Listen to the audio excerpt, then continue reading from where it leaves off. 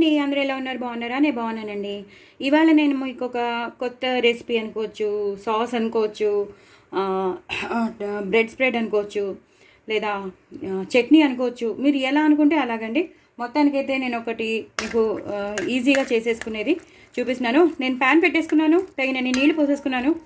అసలైతే పండు మిర్చితో చేస్తే చాలా బాగుంటుందండి. పండు మిర్చి లేవు నా దగ్గర. సో నేను ఎండుమిరపకాయలని చక్కగా ఇలా తొడిమిలన్నీ తీసేసి ఇలా నీళ్ళల్లో నేను బాయిల్ చేసేసాను.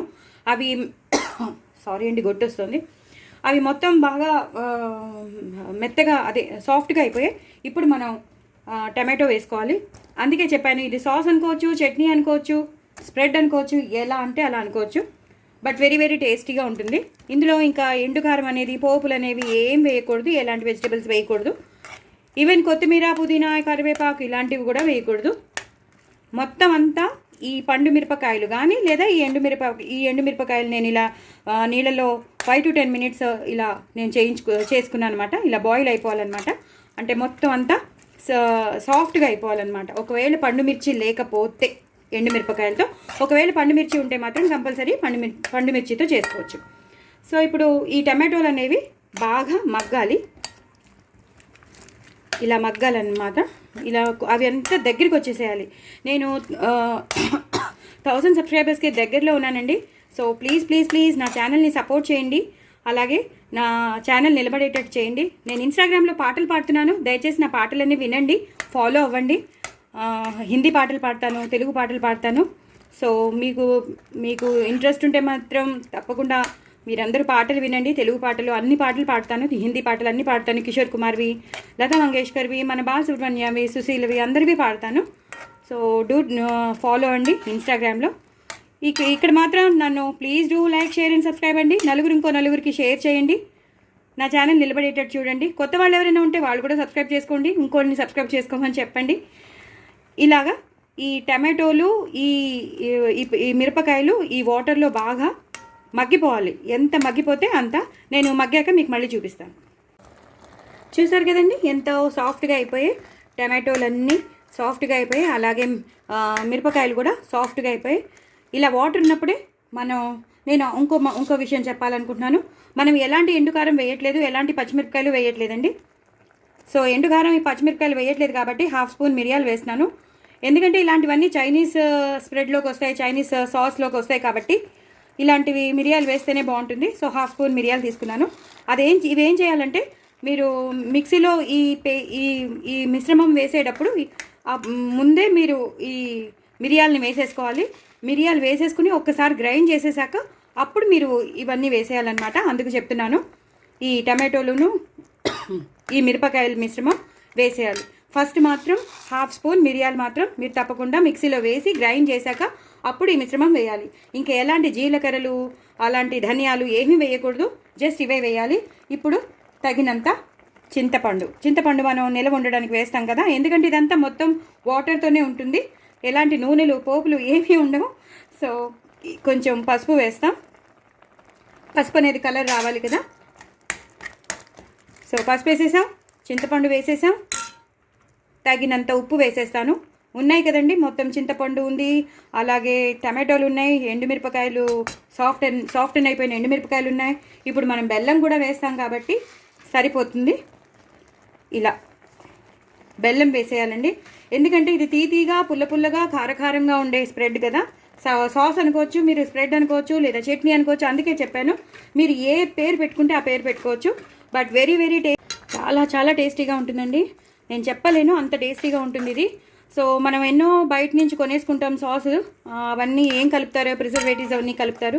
అలా కాకుండా మనం ఇంట్లోనే ఇలా చేసేసుకున్నాం అనుకోండి, చాలా బాగుంటుంది. సో నేను చెప్పినట్టు మీరు ఇలా పండు మిరపకాయలు లేకపోతే మాత్రం ఎండుమిరపకాయలని ఒక 5 to 7 to 8 minutes మీరు హాట్ వాటర్లో వేసేసి బాయిల్ చేసేస్తే అవి ఇలా మగ్గిపోతాయి. అలాగే టమాటోస్ వేసేసేయాలి, అలాగే బెల్లం, చింతపండు, పసుపు వేయాలి. ఇంకా ఎలాంటి పచ్చిమిరపకాయలు కానీ, జీలకర్ర కానీ, ధనియాలు కానీ ఏమీ వేయకూడదు. నేను గ్రైండ్ చేసేటప్పుడు మాత్రం కంపల్సరీ ఇవి ముందర వేసాకనే మీరు ఇదేం కాదండి బెల్లం, ఈ 1/2 స్పూన్ మిరియాలు వేసాక అవి గ్రైండ్ అయిపోయాక అప్పుడు మీరు ఈ మిశ్రమం అనేది వేసేసి ఇది ఉంటుంది కదా, ఈ టమాటో మిరపకాయల మిశ్రమం వేసేసి గ్రైండ్ చేసేయడమే. మనకు ఒక మంచి స్ప్రెడ్ తయారవుతుంది. ఎలాంటి పుదీనా కానీ ఎలాంటి కొత్తిమీరలు కానీ ఏమీ వేయకూడదు. నేను ఇప్పుడు హైలో పెట్టుకున్నాను.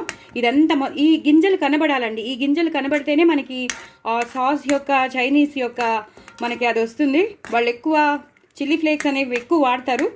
సో ఈ గింజలు ఉన్నా పర్వాలేదు, ఈ గింజలు ఉంటేనే చాలా ఇంప్రెసివ్గా అట్రాక్టివ్గా కనిపిస్తుంది. సో ఇలా ట్రై చేయండి. మీరు చక్కగా బ్రెడ్కి పెట్టేసుకోవచ్చు. నాన్స్లో అస్తమాను కూరలు పన్నీర్ బటర్ మసాలా లేకపోయి ఉండొచ్చు. మనం తెచ్చుకున్న కూరలు అయిపోతాయి, కొన్ని నాన్స్ మిగిలిపోతాయి కదా, అప్పుడు ఆ నాన్స్లో మనం ఈ సాస్ అనేది నంచుకుని తింటే చాలా బాగుంటుంది. చపాతీలోకి బాగుంటుంది, బ్రెడ్లోకి బాగుంటుంది, చాలా దోశల్లోకి బాగుంటుంది. మనం ఇష్టం, మనం ఎలా తినాలనుకుంటే అలాగా. సో డూ ట్రై ఇట్ అండి. న్యూడిల్స్లో కూడా బాగుంటుంది. న్యూడిల్స్లో కూడా మనకి సాస్ ఇస్తూ ఉంటాడు కదా, సో ఈ సాస్ వేసుకుని తింటే చాలా బాగుంటుంది. పాస్తాలోకి బాగుంటుంది. చక్కగా మీరు కూడా ఒకసారి ట్రై చేయండి. నా ఛానల్ సబ్స్క్రైబ్ చేసుకోండి, సపోర్ట్ చేయండి. ఇది మొత్తం చల్లారాక నేను మిక్సీ చేశాక మీకు చూపిస్తాను ఎలా వస్తుందో. ఓకేనా అండి? సో అయిపోయింది. ఈ కన్సిస్టెన్సీలో ఉన్నప్పుడే గ్రైండ్ చేసేసుకోవాలి. ఈ చిల్లీ ఫ్లేక్స్ ఉన్నా పర్వాలేదు, గింజలు ఉన్నా పర్వాలేదు, గింజలు కనిపించినా పర్వాలేదు, ఏం ప్రాబ్లం లేదు. చాలా సారీ అండి. మనం హెల్తీగా చేసుకుంటున్నాం, ఇంట్లో చేసుకుంటున్నాం. ఎలాంటి ప్రిజర్వేటివ్స్ వాడకుండా చక్కగా పసుపు వేసాం, ఉప్పు వేసాం, తగినంత ఉప్పు వేసాం, బెల్లం వేసాం, చింతపండు వేసాం, టమాటోలు వేసాం. ఇంతకన్నా హెల్తీ సాస్ ఎక్కడ దొరుకుతుందండి? సో మీరు కూడా తప్పకుండా ఆలోచించండి. నా ఛానల్ని సబ్స్క్రైబ్ చేసుకోండి, సపోర్ట్ చేయండి, ఇంకో నలుగురికి షేర్ చేయండి. దయచేసి నేను 1000 సబ్స్క్రైబర్స్కి రీచ్ అయ్యేటట్టు చేయండి ప్లీజ్ ప్లీజ్ ప్లీజ్. సో మీరందరూ నా ఫ్రెండ్స్ అనుకుంటున్నాను, మీరు సపోర్ట్ చేస్తారని అనుకుంటున్నాను.